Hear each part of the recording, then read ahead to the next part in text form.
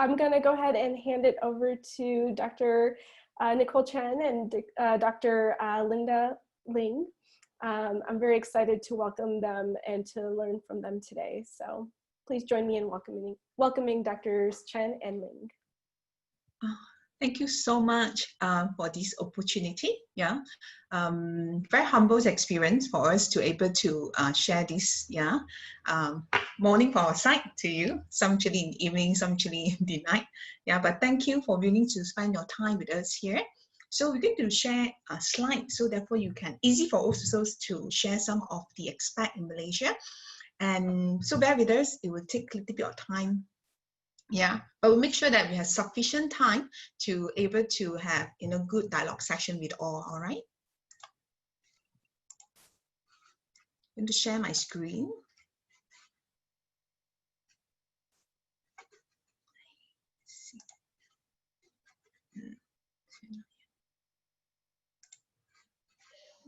Oh, able to see my screen, right? Okay, that's good. Okay. So let me introduce ourselves. So we both are from International Medical University. Yeah, we are under School of Medicine. Dr. Lynda Ling, who just joined us in March this year. I'm so blessed to have her. So yes, so today through with her, that's why we actually initiated a lot of initiative to provide the support during the pandemic condition. So very quickly, I just wanted to introduce myself, and after that, I'll pass it to Dr. Lynda to introduce herself. I've served the council for more than 20 years. Yes, it sounds many years. Yeah. Currently lecturers in psychology department or IMU, International Medical University.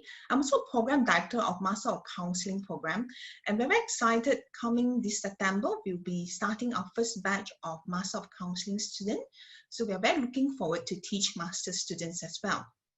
And it's very honor for us to be able to share our experience with all the PhD students here. Presently, I'm also EXCO members of Malaysia, marriage and family therapy. I'm also part of just where I wanted to share a little bit of background where I come into the crisis intervention experience is more into my initial experience through Mercy Malaysia, where I actually offers psychosocial support to people affected. I think you were very much aware about the news MH370 flight were missing. Until today, we still couldn't confirm where the flight. So we affected many Malaysian, and that's where we actually came together to provide the support needed. Same thing applied to flight MH17 plane crash, and that's where we also coming together to provide the support. So that's where the first aid, psychological first aid as well, crisis work actually somehow had exposure since then. Okay, Lynda, I pass it to you. Yeah, thank you, Dr. Nicole. Actually, Lynda is not in my name as former name as in our documents. I name myself Lynda. It's very common in our country, yeah, for to give our name as an adult. Yeah, so it's not disrespect of family name, but it's just that for the ease of people calling us, because sometimes we may receive calls from, through a receptionist and say, oh, may I talk to Miss Ling? And there are so many Miss Ling there, so they couldn't identify us. So there was a time that I decided, okay, I would like to name myself. Yeah, the opportunity to name myself as Lynda. So this Lynda stuck with me for many, many years. So, but it helps me to identify who is, when a friend of mine call me Lynda, that means I know our history only, like quite shallow. Shallow means maybe back to 10 years. But whoever call me Sai Ang, they are maybe from my primary school or kindergarten. Yeah, so it helps me to identify. So that is the background where I came from. Yeah, but when I was doing my PhD in New Zealand, surprisingly, nobody addressed me as Lynda. The moment I call myself Lynda, I introduce myself, they ask me, is this your real name in your IC or something? I said, no, this is a name that I gave to myself. Then they say, what is your real name? Then I say, Sayang. So then they asked me curiously why, I didn't address myself as Sayang when I introduced myself. So there is a lot of, explanation, but they chose to call me Sayang. So from there onwards, I reconnect with my culture. I begin to find my, identity as Sayang. Yeah, so that was quite weird, experience I had, and that happened in my, in my 50s. Yeah, so it was quite weird because I have been carrying on with this Lynda identity for, almost 20 years. Suddenly, someone called me Sayang, and I was thinking, oops, where is this coming from? But that reconnection with my identity, that makes a lot of difference in my counseling practice from there onwards. Yeah. So I am, of course, a registered and licensed counselor in Malaysia, but I have lesser years than Dr. Nicole. This is mainly due to my first half of my life, I was working in the corporate setting. So then I adventure to counseling world when I was in my early 40s. So I begin late, but it doesn't mean that I have less experience. So when I involve a lot in terms of crisis work, and I was basically trained by the defenders in Kuala Lumpur to handle hotline crisis. And I was part of the mental health team who offer support to the next of kin of when 2-hour flights, experience, difficulties and a lot of loss of life took place. So there are many other experiences that I had participated and make sense to me throughout my entire counseling practice. Thank you for listening. Thanks, Lynda. Yeah. So far, is there any question you would like to ask us? If not, we'll go straight to just sharing some of the contact in Malaysia. We have Justin also here, so Justin, you can add in if you wanted to. Yeah.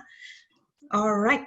Lynda, you don't mind because you helped me to prepare the slide for the contact of Malaysia. Sure. I will help you to press the slide and then you can talk about that. All right? Yeah, sure. Thank you.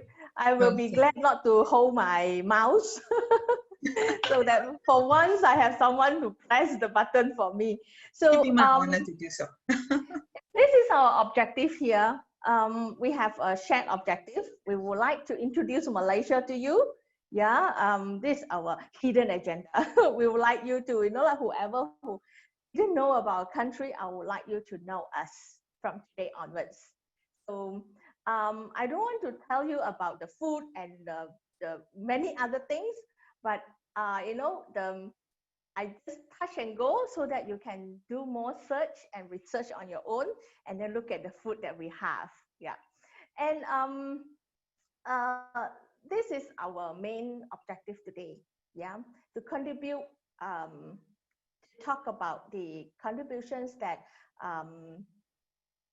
offered by the mental health professionals, mental health bodies, and also individuals in supporting various populations during the COVID-19 outbreak. So this outbreak has been, caught us, by surprise. Yeah, many of us were not prepared. Yeah, although we may be able to know, this, happened in some part of the world. However, we just keep, position as a bystander.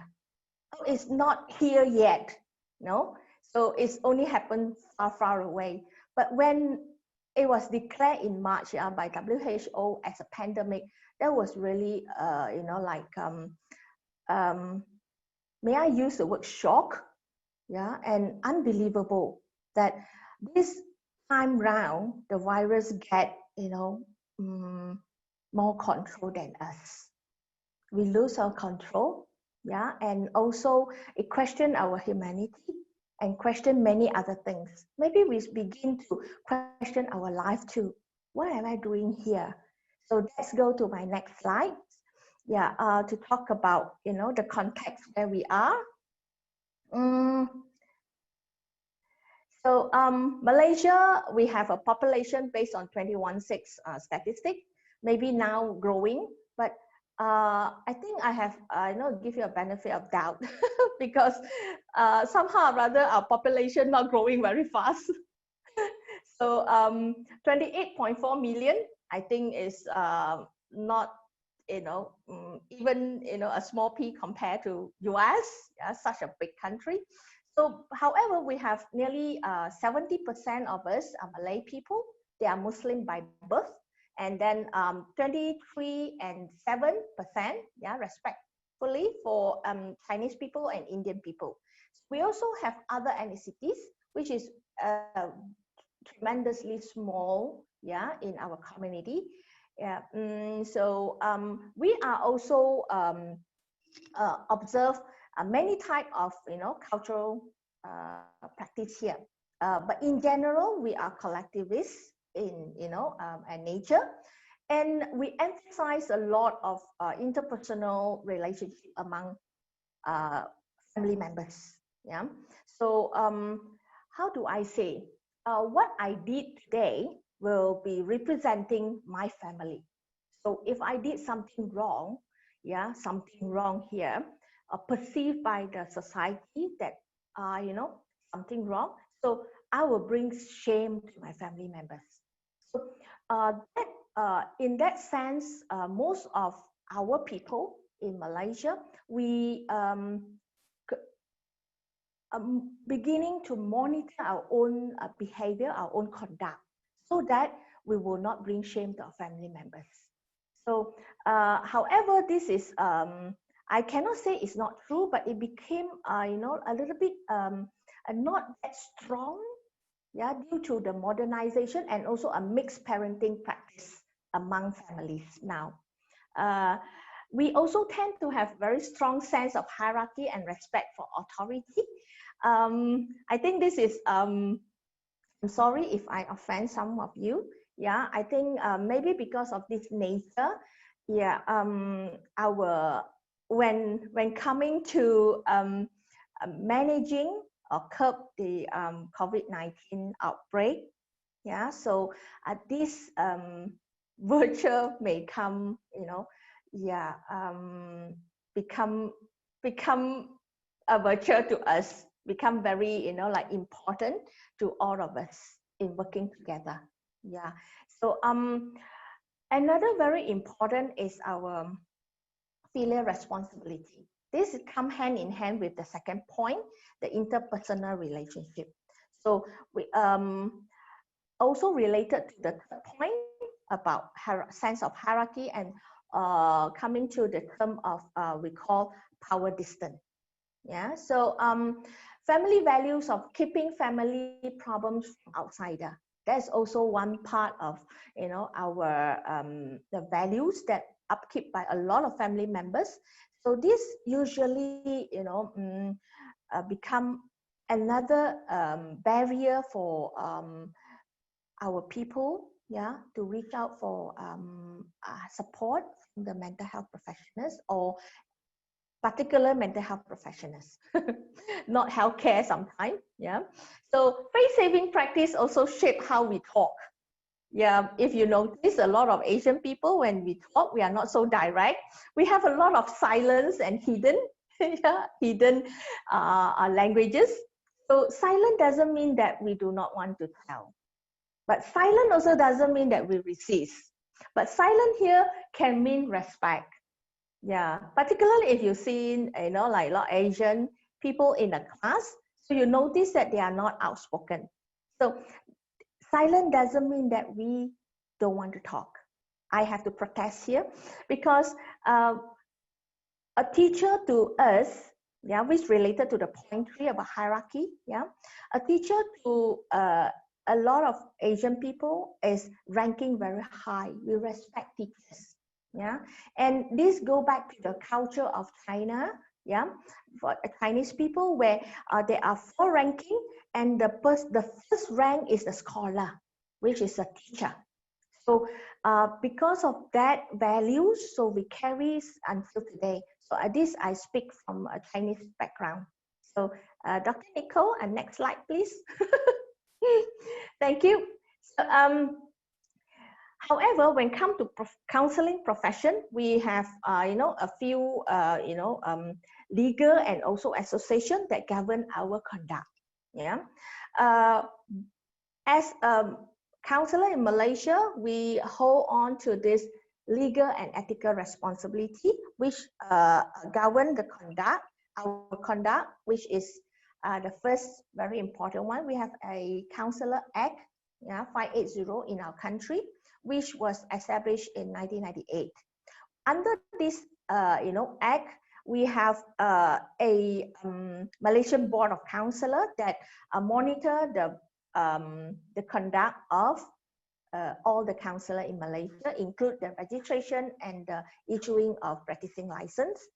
So we also have our Malaysian Counseling Association, which they also later on changed their name to International Counseling Association Malaysia in 2011. So this is another body that work very closely with the Malaysian, the Board of Counsel Malaysia. Yeah. So however, there's another code of ethics which is also very important to us. This is Malaysian Council Code of Ethics, and 2011 means up until 2011 version. So this code of ethics is also one of the responsibility of the Malaysian Board of Counselor, that and for all the counselor to hire too. So this guideline help us to not only manage our own conduct, but also to support clients ethically. Yeah.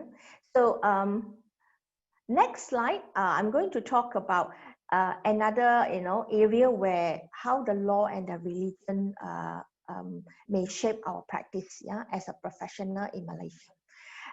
We have I would like to emphasize this because this is a law in our country, that people who attempt suicide is perceived as a criminal.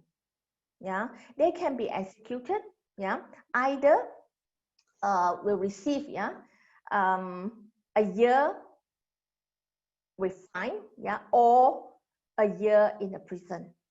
A year in prison, or they will be punished by paying a fine. Yeah, so or can be both. We did have a situation as such. So and next will be our religion. Our official religion of our country is Islam.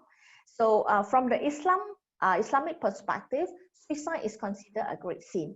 So because of this, a lot of clients that would like to tell us about their struggle with thinking about ending their life will have to think twice how to disclose this.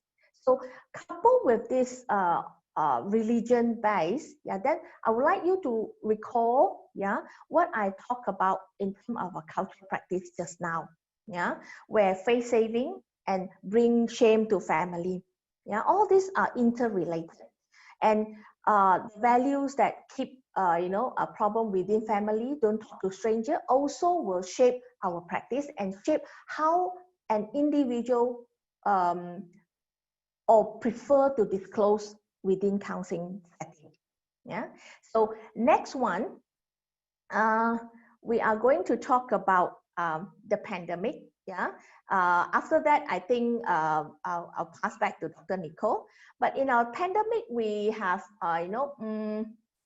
it begin with this MCO. We call MCO in our country, but actually it's a total lockdown. So it begin on 18th of March. And then throughout that process, we moved to conditional movement and then later on to recovery. We are now in the recovery movement of control, where begin 10th of June and will end on 31st of August. So we are working very hard, yeah, to take up the responsibility individually and also, you know, as a group, yeah, to curb further outbreak of the COVID-19 virus. So due to this, you know, situation, it is not, it is quite, you know, like tremendous to a lot of people, yeah, how this virus has spread pretty fast and then very deadly. Yeah, so due to all these kind of quarantines measures that carry out by our country, a lot of us, yeah, a lot of us, include myself, yeah, we may be, you know, like experiencing some sort of distress response to this. And this distress can be, you know, many. May I just, you know, like add on a little bit, like maybe I feel anxious about it. Maybe some of people may be, you know, like distressed over it. And then the living area of our place, yeah, particularly in the big city, yeah, our living quarters are pretty cramped. I can say that. So we do not have a lot of luxury to have, you know, the compound that we can move around. Yeah, I say this because when I was studying in New Zealand, the place where I live, we have a lot of compound outside and my son can still cycling outside, you know. So, but with in Malaysia, we are living in, we call it terrace houses. So, you know, when our neighbors speak a little bit louder, we can know, you know, what they're talking about, what they argue about. So when they cook also, we can even hear the wok and the chang chang chang like that. So we sometimes we can even smell the food. Yeah. Oh, Justin, thank you. We can smell the food too. And it was so, you know, like not saying annoying, but it reminds us, particularly me, oh, it's meal time, you know, how hungry I am. So that is the condition we live in. Imagine if all the family members forced to live in such a condition, what kind of stress we may be encountering. So due to that, the next slide I'm going to tell you, quite sadly to know that, yeah, our, you know, domestic violence has also increased, yeah, tremendously, yeah, during this period of time. So this is recorded by the Ministry Talian Case hotline, means Case hotline actually. Talian is already a hotline, but Talian means in Malay language, yeah, means hotline. So Case means love or care, yeah. So have seen an increase of 55%, yeah, for women in distress up to March 26. Yeah, so that is during the 18 March to 26 March, not even, you know, 10 days. I can imagine that difficulty people are facing now. So what happened next will be, how do we, you know, like navigate through this pandemic from the Malaysian mental health professional, and later on maybe Nicole and I will also talk about how we navigate ourselves in terms of, you know, as an educator. So which we are not adding in the slide because I believe that we would like to talk to you in person how our experience, you know, during this experience teaching in a teaching and learning environment, yeah, in a crisis situation. Yeah, thank you very much. Yeah, go to you, Dr. Nicole. Thank you, Lynda. Okay, so during the time of managing the crisis, the COVID-19 outbreak, just what happening. So actually, we provide psychological support in the context of COVID-19. Actually, as Dr. Lynda mentioned, we are very collectiveness in terms of the culture. So when this thing happened, all MHP, when I call MHP, mental health practitioners or mental health professional, they were just coming together and this, I need to do something, I need to do this, I need to do that. So actually there's tons of effort, initiative, initiated by the counselor, clinical psychologists, even psychiatric, as well medical, clinicians as well. So a lot of effort are putting in to provide support needed. Okay, so what happens here during the time of virus outbreak, they're keeping a physical distance is a very much mandatory implemented. So it was like really very strict enforcement. You may find it's like very mean, but I guess that's how our government tried to put in a control during the MCO, the first lockdown experience. And because of the situation that happened, is a very what we call it's very high-rise place, especially in terms of Klang Valley or Kuala Lumpur and Selangor in Malaysia. And we can't afford the big land. It's only those who can really, really rich can have a home that we have big land. So often that people get very struggle and stuck at home. And we do came across people try to start jogging, and then we do came across video, the police chasing people who jogging outside the home. So that's how I was experiencing, go home, go home. They had to using a lot of microphone, just getting go home, stay at home. So that was a little bit extreme, but that's what happened when they really wanted to put in control. We also have soldiers come in as well. So therefore, all these experiences actually caused a lot of distress because you can picture people who have mental health situation. Example, people are depressed and the social contact was just cut off. So it's very scary for people. And you also realize it increased a lot of demand to support, especially from the counselors as well, clinical psychologists and psychiatric. So that part due to the social cut off, and that's making a lot of difficulty. So therefore, so people coming together to provide the support. And yes, and that's where effort come in a lot. You come into the hotline, which is mentioned by Dr. Lynda. As well, later, more and more platform come in to provide this support. Okay. Coming to the initiative from the Malaysian Board of Counsellor. Okay. So Malaysia Board of Counsellor is under one ministry. It's a very unique situation in Malaysia. I believe US, there's one government body actually looking after the mental health professional.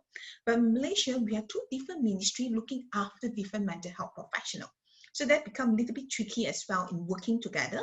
So for us, Malaysia Board of Counsellor, we are under the Ministry of Women, Family and Community Development.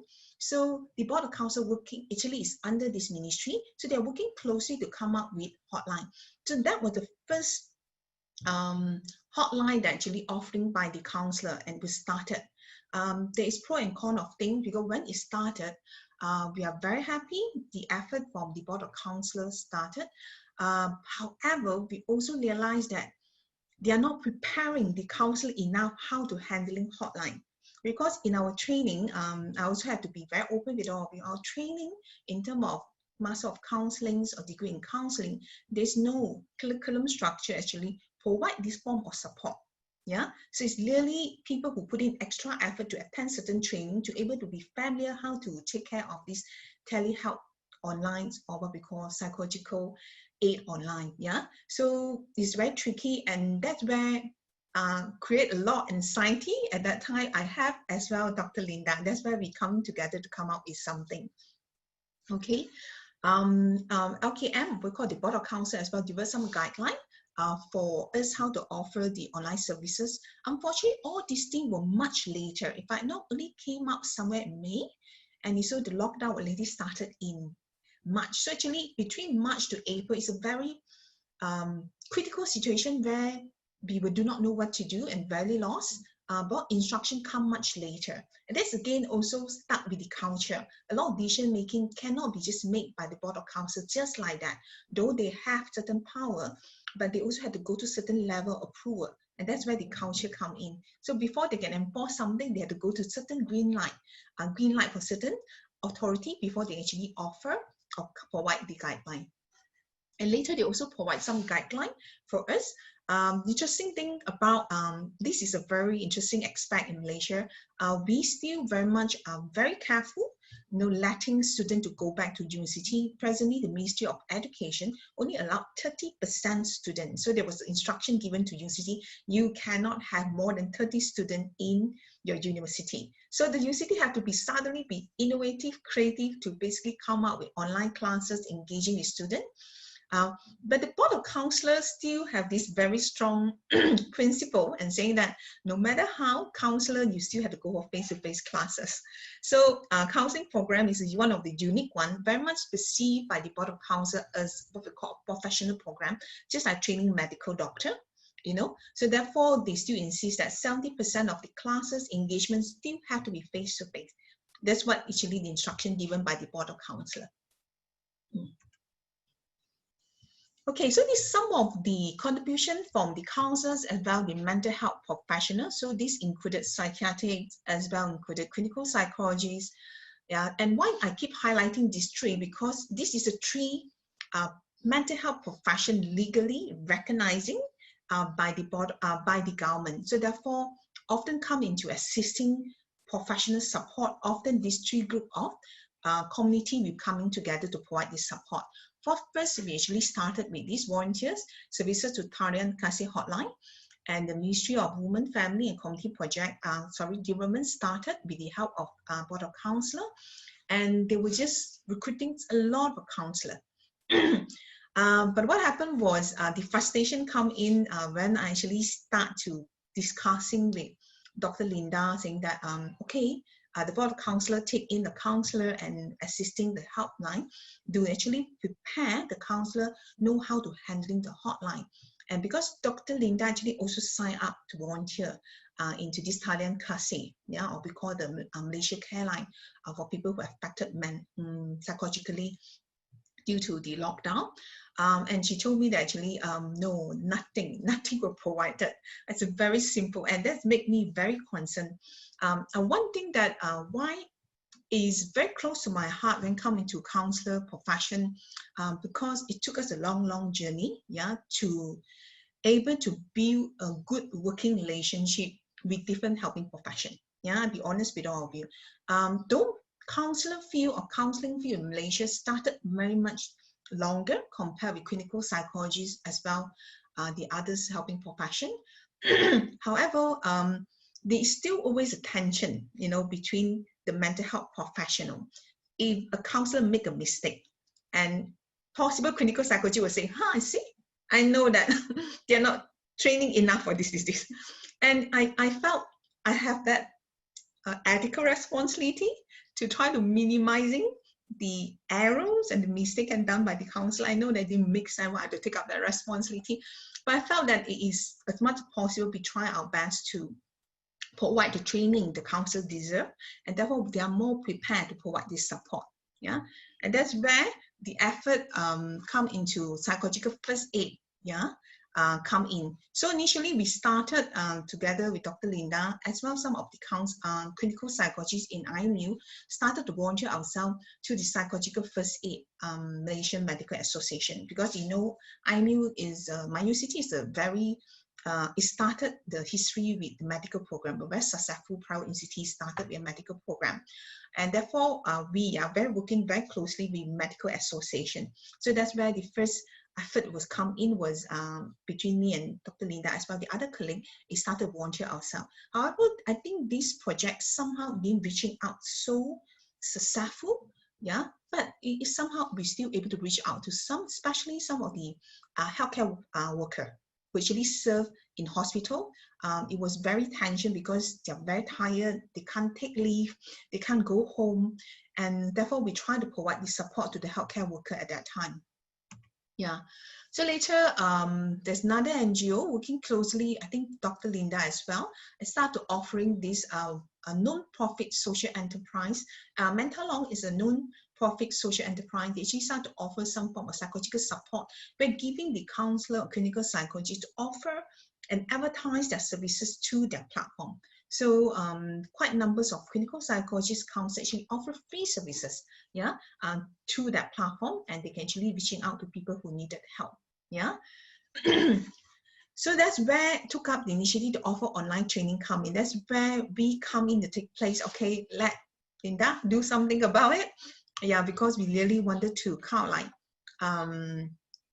put in as our effort to be, you know, ethically try to provide the support needed for the counselor, especially the counselor, because we were very much concerned. Counselor, the training itself are not training them enough to understand the differences, provide psychological first aid, and the different we provide counseling. So therefore, we start to initiate it.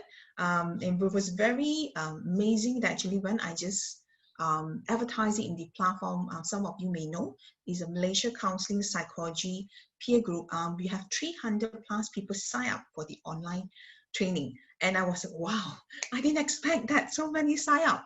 And that time I had to kind of like divide different levels of training, not different level, divide to few training.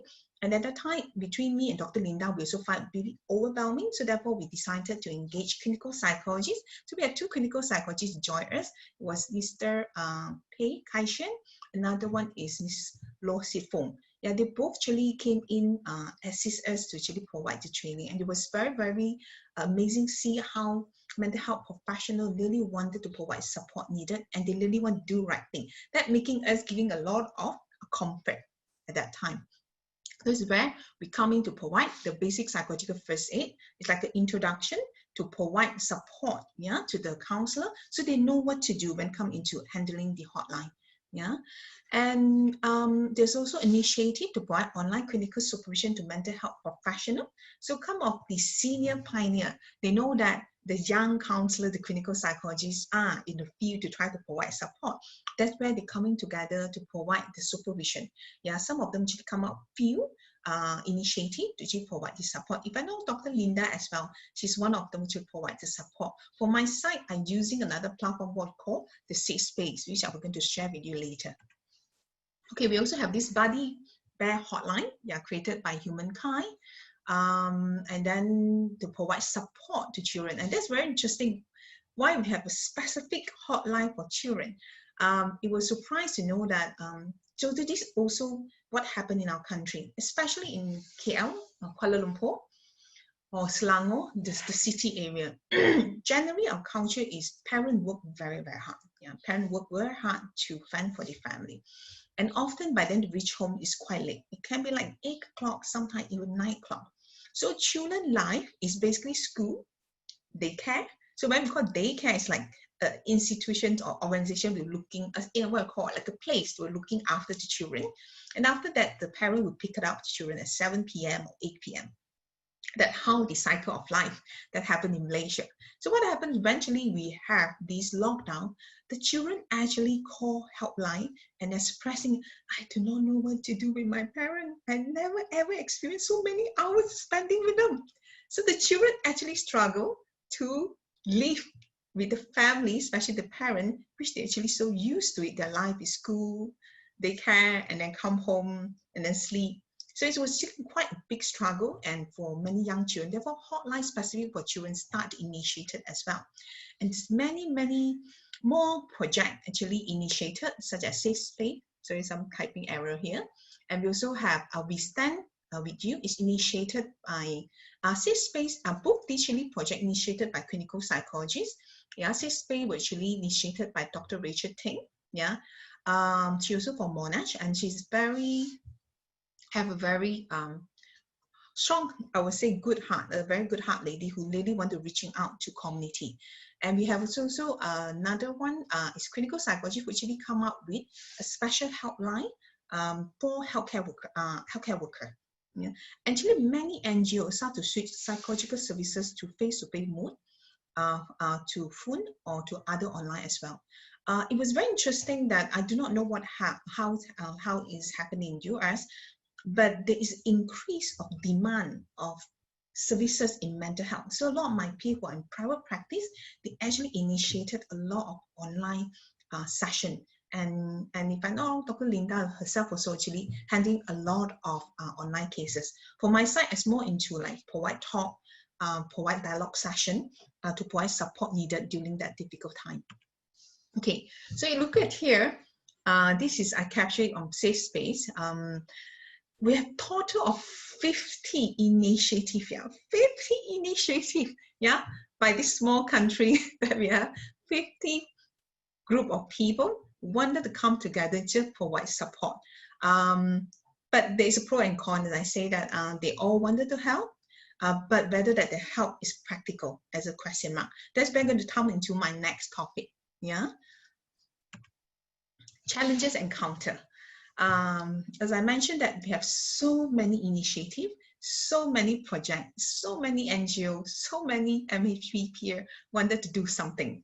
Because I think we're all aware when we're feeling helplessness and powerlessness, and to make us feel a little bit better is to be able to do something. And I believe that that's what happened to our peers as well. So they want to do something, but because of so many initiatives, and that become a tricky situation, this lack of coordination, yeah, in the micro level and macro level, because we do came across that, you know, everyone said that they offer this hotline. And again, Dr. Lynda, I mean, do they train how to handle hotline? Do they know what to do? Or they may mess up the whole, or they may even give a negative impact to the community. But unfortunately, it's something out of our hand to do it, because some are initiative that actually initiated by independent body. So it was difficult for us to help interfering it, and we didn't have that so much of power. Yeah. However, though we have so many initiative projects offered to the community at that time, but the government only recognized 2 hotlines. And remember that why I say that only recognized 2 hotlines, because government have been in touch with us through the text message. So every day we receive text message. You have to do this, you have to do that. Okay. I remember after somewhere in June, that's where we, somewhere in April and well in May, that's where government said, okay, they start to see the trend of increase of depression cases, even increase of suicidal cases. Yeah, and they start to concern. Yeah, we no longer just focus into the health, but we need to focus into the mental health. That's where Malaysia come up with a hotline, and the hotline were managing by clinical psychologists as well, counselor. And then later, that's where the board counselor come in, and government actually stated, if you do not feeling well psychologically, they say call this 2 number. So that's why I say that this is only 2 hotline which really recognizing by the government, and that's where these 2 hotline obviously they're reaching out to more people compared with the others initiative initiated by individuals as well, some others bodies as well. Okay. So how we face this challenge, yeah, overcome these challenges. I'm not saying that we're doing amazing job, but I think we do our very best based on this small contact we have to the Malaysia Counseling Psychology Peer Group. I actually created this group, I'll say 8-9 years ago. It was just started to engage with, you know, my student, talking to each other, updating each other job offering, because I wanted to be able to get job. But today this group have increased to, if I know, around 2006 or 2007 members inside. We have students range from degree as well to PhD, even to have senior counselor and clinical psychologists there. It's a very grateful, all of them coming together to provide support and guidance. Because one of the things that I find in Malaysia we still very much lacking is the awareness about this professional field in a manner that we would like to be. So we do came across psychology graduate went into new age type of intervention, like what we call, like example, telecard, you know, this or telecard is also psychotherapy. So that type of direction we start to concern, and we do not want young people have this misconception. Therefore, we wanted to have a platform, therefore they can be in the right pathway, kind of like grooming them to a right pathway to become either counselor, clinical psychologist, or psychologist or therapist that they would like to be, because we will be retired soon, so we need people to take over our role. So I thought this platform also basically to create a platform for the young counselor to be able to engage with the senior, so therefore they are in this pathway that we would like them to be, so therefore they will not go wrong direction. Yeah, that's what happening. And we also have safe space, Malaysia, COVID-19 Malaysia, and this is where I come in to assist as well, and as a core member as well. So let's first talk about the first contact that we actually did. We actually started with these introductories of psychological first aid online session, and we actually conducted quite numbers of sessions, and for almost 200 people actually attended. So 300 plus people sign up, but maybe due to the time crashing, not everyone actually came. And peer group supervision as well for young counselor. And that's where SafeSpace come in to provide the psychosocial supportive aid. SafeSpace using a little bit different approach. And then because hotline is so many, so they want to create a community support. So what they do is we create different subgroup. Example, we create a subgroup for healthcare worker. We create a subgroup for POI. POI means that patient under investigation, or we call patient. Because what happened is once you are being confirmed that having COVID-19, of course, you will go into the quarantine ward. And in the quarantine ward, you have very little access to your family members. So therefore, this group of people also suffering a lot. So we wanted to make sure they are well enough mentally, able to go through the difficult time. Because the unique thing about this COVID-19, some are affected very badly. Somehow, okay, I'm not so bad, but I have to quarantine myself. So that's a dynamic about this COVID-19, toward patient. So therefore, they wanted to create like communal intervention. So therefore, when come into a community base, they can get support among the community. So that's the intention of the safe space. So what we do is based on the contact we have, we create awareness among the mental health professional. So we are very grateful that of the trust, and many of them go through our training. And through this our effort, I remember Muslim Malaysia was very grateful of this initiative. They told me, and after I actually conducted this online session, Muslim Malaysia is an NGO who actually provide medicals as well psychological support to people who need, and they do go to war zone, they do go to refugee zone to provide support. So through this exposure, and they actually come up with intensive training to train. If I'm not wrong, I remember at that time, within 24 hours, all places were taken. They actually conduct 2 series of training. It's a 2 days training. So that was create awareness among the mental health professional. It's so important for them to have exposure of psychological first aid. So we do our best to our contact, and therefore that's what we did. And just a summary what we did. For introductory psychological first aid online session, we actually conducted 6 sessions. Were facilitated by 3 mental health professionals and moderated by me. Many people came. We also have crisis worker as well. And of course, we also have safe space. 2 safe space actually provide talk, and we also provide dialogue session. And of course, into this counseling support as well, psychological first aid. And that's where go to this field. Malaysia Medical Association as well, mental law, to provide this support. Okay, that's all my sharing. Oh my gosh, 1 hour lady. All right, so now come to question and answer session. I'm so sorry it takes such a long time for us to complete our side. Thank you so much. I pass it back to questions as well, Group Early. Thank you. I'm just going to jump in and say, feel no need to apologize.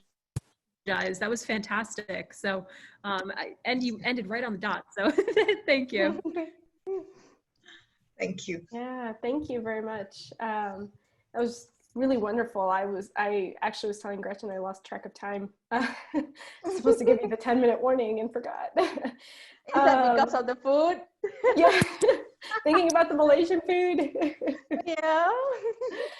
So so as Dr. Chen was saying, we'd like to open it up to the group for comments, questions, or thoughts about how each of you will maybe integrate the insights offered by Drs. Ling and Chen.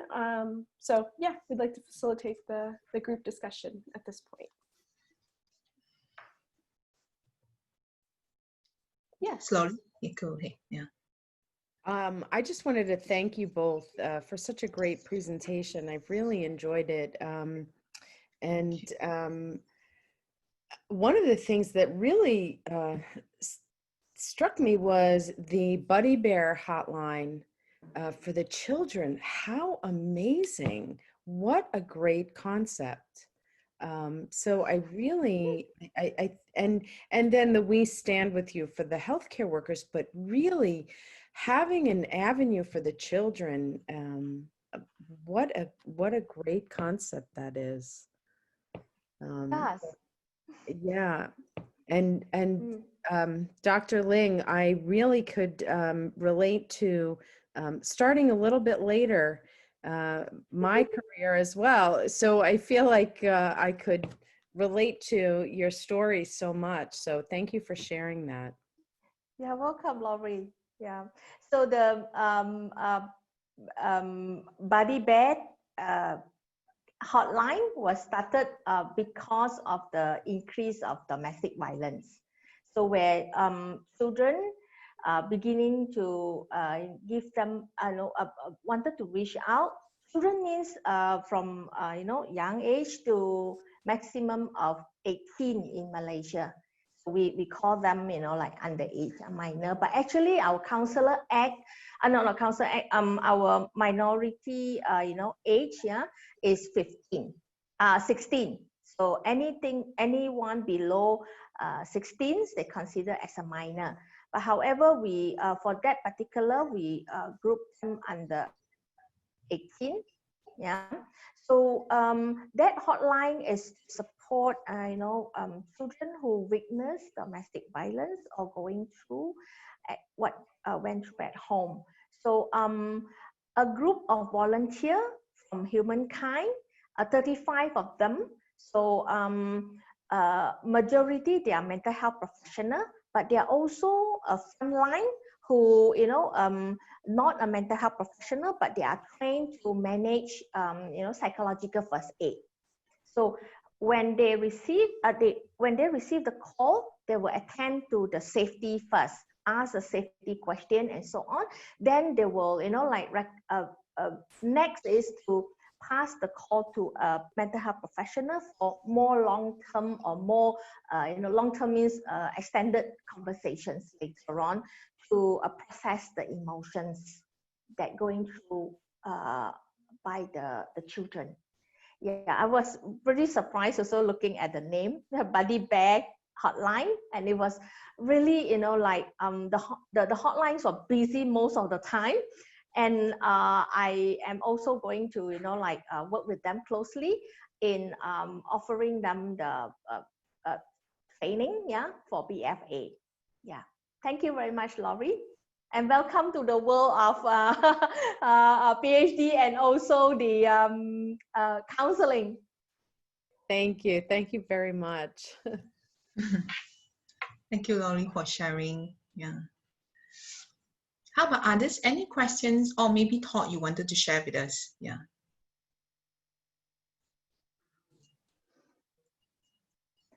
By the way, I would like to add something. What Dr. Nicole has shared just now about the resources. Yeah, most of the mental health support in Malaysia mainly based on language.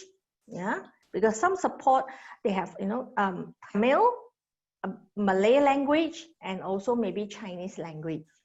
And then we also based on faith-based, some are Buddhist, Christian, some, something. So we majority of all this community support based on these two criteria, language-based and also faith-based. Yeah. Yeah, I agree with Dr. Lynda. Due to the cultures aspect, our services somehow will be organized by certain organization that will be specific offering certain support to certain spiritual group, like example, Christian group or Buddhist group, yeah. And also due to the language differences as well. Some more comfortable to speak in Mandarin, some comfortable to speak in Bahasa Melayu, the Malay language. Yeah, so I can understand why it's not initiative to able to cater for different group as well. Yeah, and I do came across there is a specific group to cater for Muslim, very much a spiritual aspect come in as well to provide this support. Yeah, if I know one of my peer told me every day actually they will have kind of like the online support group among Muslims to do prayer together to able to help the countries and help the community. It's a very lovely effort. Yeah, in terms of what the Malaysians is doing. Yeah, one of our major concern is when there's many hotline came out And we really concerned whether that they were able to know how to handling the hotline. I think another issue actually happened to the counseling student, because I'm not so sure whether it impact the PhD student in US, but in Malaysia, Master of Counseling program, and a group of students actually needed to expected to collect the hours, right? Collect the hours to able to count, like, their practical hours, so therefore they can graduate. But we also came across, due to the board of counselors still very insist, no, online counseling is not considered a face-to-face.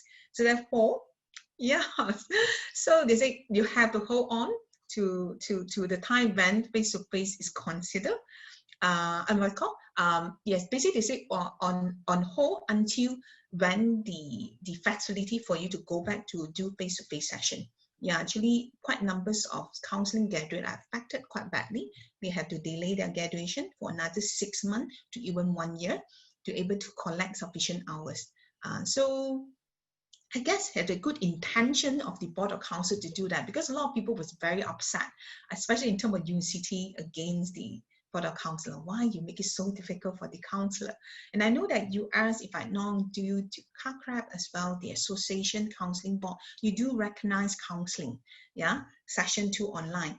But Malaysia, board of council was very persistent on that. They justify few reasons. First is term of the training aspect. The students are actually not prepared enough to able to provide support online. So second thing is like the risk that involving to actually provide online counseling, if assuming the student not able to differentiate. Some cases is safe to do online, some cases just not safe to do online. So therefore, they also want to minimizing that risk. But I think now most of the university learn to accept from deny, so slowly accept that is what's going on. And then we have to basically, now the students are allowed to go back, yeah, to able to do the face-to-face sessions with their client, but they will have to follow a very strict protocol, the mask, the sanitizer, yeah, the sanitizing process, all that, yeah. So yeah, that is our experience in Malaysia in coming to counseling related view. Okay. I'm gonna, I can defer. Oh, I was just going to say, what you just shared is it's really kind of fits in with the conversation we had the last time with Dr. Fernandez, who was the head of KCREP. And she was talking about the decision-making of KCREP, because a lot of folks were frustrated that they were not reducing the number of hours. And part of the conversation that she had said is they were making the decision because they didn't want students to be able to graduate and then not be able to get licensed in the different states. And they really kind of thought about what are those long-term implications if we do make this decision in this time, how might it impact our students down the road? And we want to put them in a position to be able to be successful. And it sounds like that those were some of the conversations that were being had perhaps in a different way in Malaysia. So I just thought that fit in really nicely with the conversation that we had. Yeah, it's true. Yeah. Yeah. So when it comes to, like now what Dr. Nicole had shared about, the decision made by the Malaysian Board of Counselor in terms of our counselors' educations. So it came in my mind a concept, yeah, for aporia, concept. Introduced by a philosopher called Jack Derrida. Yeah, so he used this concept, aporia, to explain, a barrier, yeah, a barrier that, when we are moving, when we encounter with this barrier. So how this barrier open up the opportunity for an individual, yeah, to be proactive. Yeah, so instead of hitting the aporia, we call on to our innovative, call on to our knowledge, call on to our creativity to move around, yeah, move around this barrier and then continue with our journey. So now I can relate with his concept of aporia, yeah, where this COVID-19 has created aporia in our life, Yeah, so each one of us disregard, like the big one means the country, and then the society, and then the family, and then the individual, how each one of us, yeah, work proactively. Yeah, now I'm relate to what Dr. Nicole had talked about, the institution, the university, how all of us working like creatively to create that like the hours for our students, yeah, to meet the requirement for their internship and practicum hours. Yeah, so nevertheless, it's between compliance, yeah, and also resistant. We comply with the requirements set by the Malaysian Board of Council, but at the same time, we also resist by creating all these, different innovation, yeah, different approach, so that we also meet the requirement. Yeah, so I think, yeah, that is how human, yeah, in general, how we adapt to a crisis. Thank you.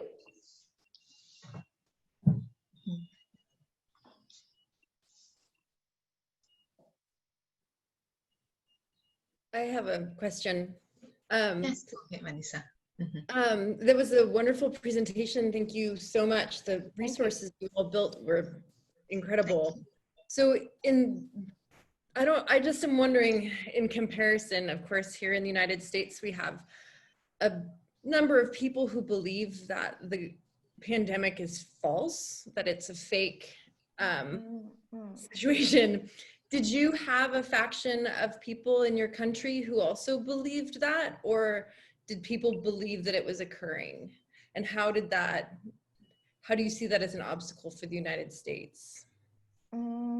What we again, it go back to our cultural practice, yeah, where we, the power distance concept, yeah, that shape how we accept authorities, where we accept instructions, yeah.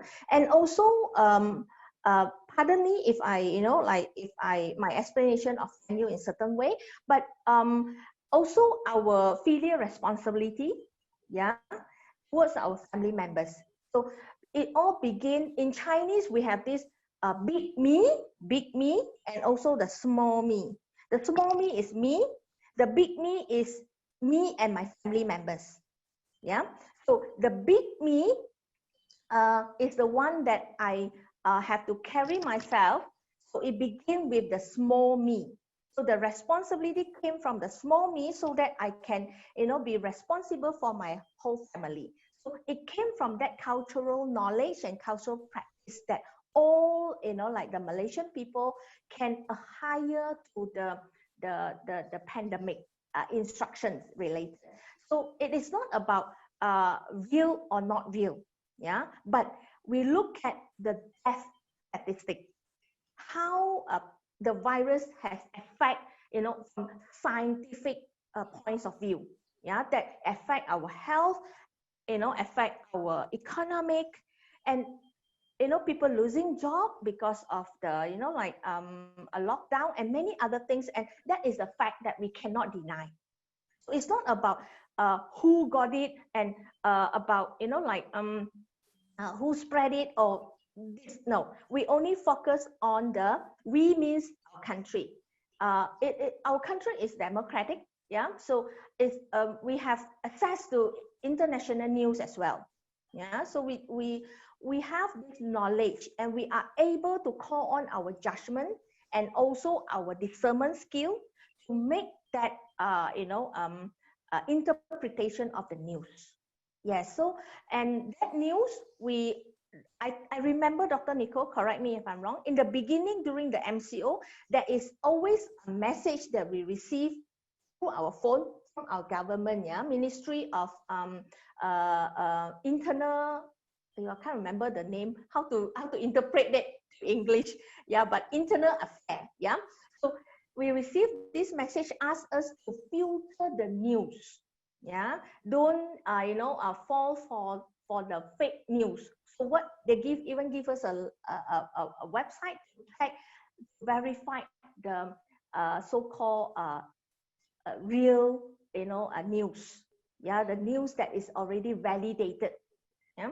So yeah, that is also another way of to educate the people. Yeah. However, we do have people who resist all these things in the beginning.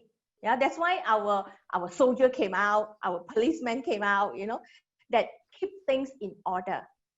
Yeah, I think throughout the entire, quarantine measures from beginning from 18 March until now, it not only through the enforcement, through the police and the army people, but mainly also through education. Yeah, educations, a lot of leaflet, a lot of online informations through the TV and through the radio. Yeah, we the government and a lot of all these bodies, we support the new SOP, standard operating procedures. What is the new norm now we practice? So wear masks, and then the right way of washing our hand, and social distancing, all these are the new norm that we practice. So day after day, yeah, now I would like to call on this Butler performativity concept. Yeah, so day after day we practice the same thing. So then we begin to it become our habit.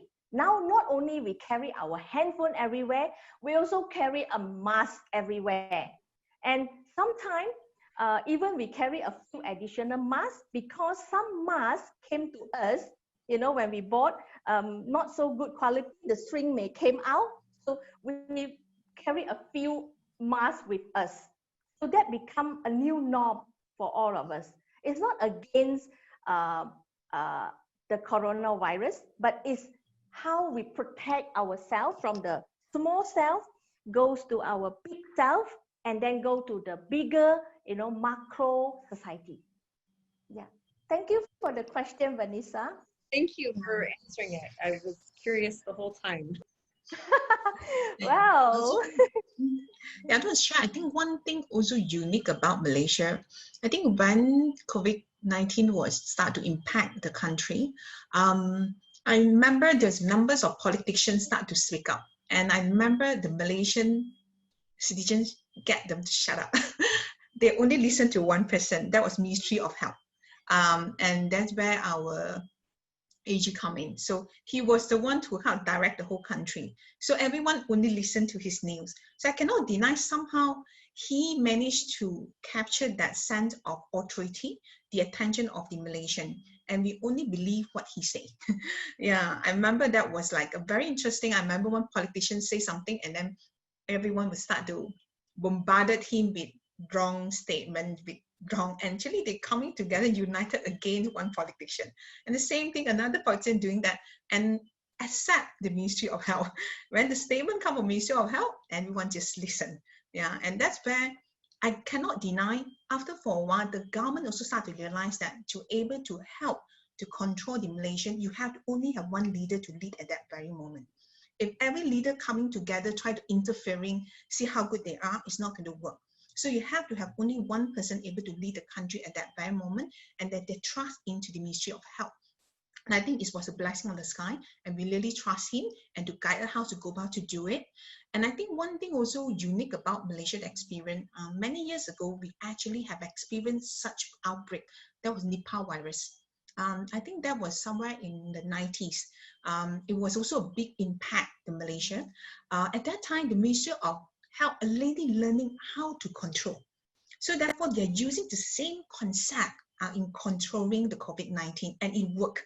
So therefore, in the way that I cannot deny that experiences we had at that time is also very helpful now to using back whatever we had used before. Of course, the only different COVID-19 is very easily very infectious compared with Nipah virus.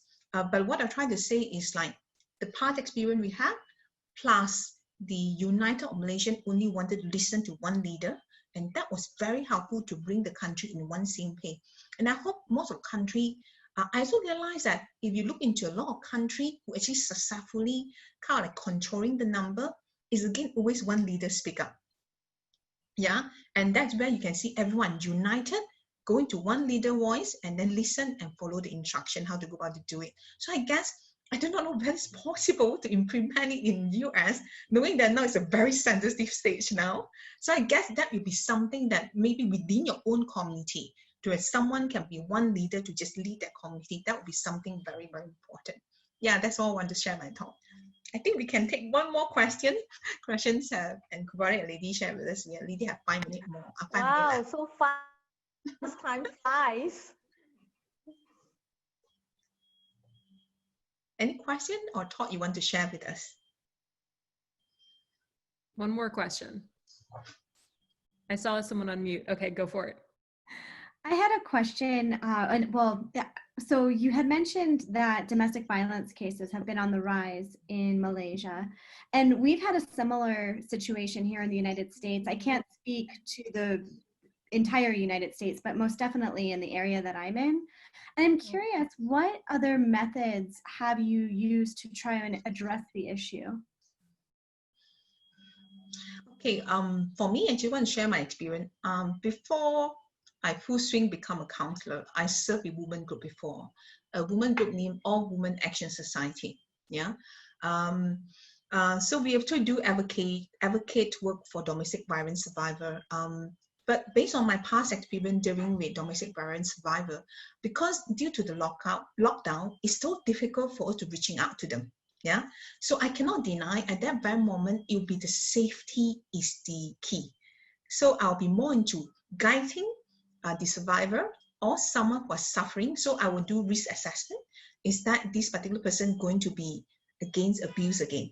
Yeah, if the risk is very high, we will come in interfering by making report, getting OCT, people such as social worker from government to come into rescue to the survivor. But if these particular survivors say, oh no, I think it's still valuable, I just needed to know what to do. So we will even teach them how to survive whenever abuser or the perpetrator in very high emotion intent.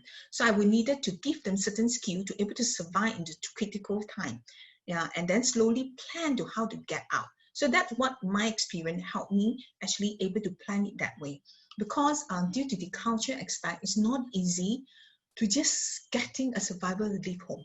Yeah, because there's financial issue involving children's involving. So we have to kind of like plan it nicely so they were able to go about to slowly leading to a direction where they can be safe. So that will be my technique or method how to managing it. Yeah. How about you, Lynda? You want to share with that? I remember I received a training, yeah, from this, and I can't remember where because there's so many resources. So, but for domestic violence, because of receiving calls, yeah. So I think in our setting, yeah, they came up with a code, yeah. So saying that I want, if someone pick up a call and saying that I want to go to pharmacy to buy medicines, that is a time that we know that this person is going through, yeah, or struggling with domestic violence. So after we receive that call, we ask safety questions, just like what Dr. Nicole has said. Safety question means that how safe are you? We make the assessment, and then we also ask, another question which may lead to our decision to call the police. So we will say, okay, if the caller asks another question like, I need to buy medications, yeah, from the pharmacy, then it is indicated to us that, we can call the police. So that is how the code has been it's like a spy code, yeah. So we are trained to listen, and then we ask more questions, and then with these two information given, so that means we need to send a team to their house, or based on the number that we receive, because this number didn't go directly to us. It came to a center let's say a center number, 5 digit, and then the center receptionist or the train front line, they listen and then they pass the line to us. So when they listen, they also have like indicated this going to pharmacies kind of thing. Yeah, so that is what the front line has been trained to do that. Yeah, so to identify that, because that is a time of urgency. Sometimes the hitting is happening, so the going to pharmacy and I want to buy medicines, although that is an indication to us. Yeah, thank you. Thank you for such a wonderful presentation. Yeah, you're Thank welcome. Hope to hear from you all more again. Yeah. Yeah, hopefully. Yeah, now it's time we have to pass it back to Gubali and Gresham, to take over the session. Thank you so much. Really appreciate the experience. Thank you. Thank you. It's been so wonderful to see you all. Yeah. Thank you for this platform for us to share our experience, and also a platform for us to speak. Actually, we have not had that opportunity. Yeah, even between me and Nicole. Yeah, we are so into the state of still a crisis state for all of us. Yeah, to meet a lot of new normal in our life and in our teaching practice and counseling practice as well. Yes, thank you very much, Dr. Chen and Dr. Ling.